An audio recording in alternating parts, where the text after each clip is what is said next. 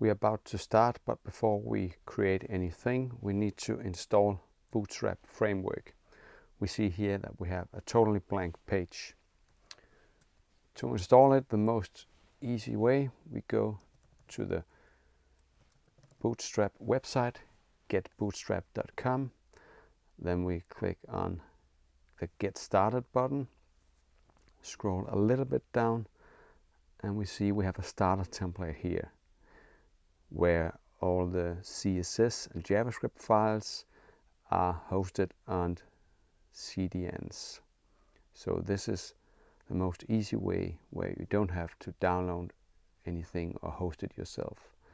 So we copy to clipboard, go into a code editor, paste it in, save, back and refresh our page, and here we can see that we have it.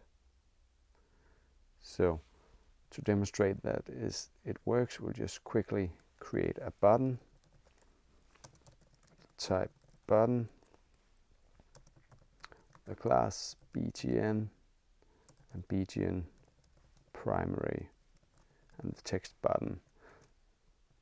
As we would expect it, we see here a blue button with some hover effect and a little border radius in the corners. So we are now sure that Bootstrap is installed correctly.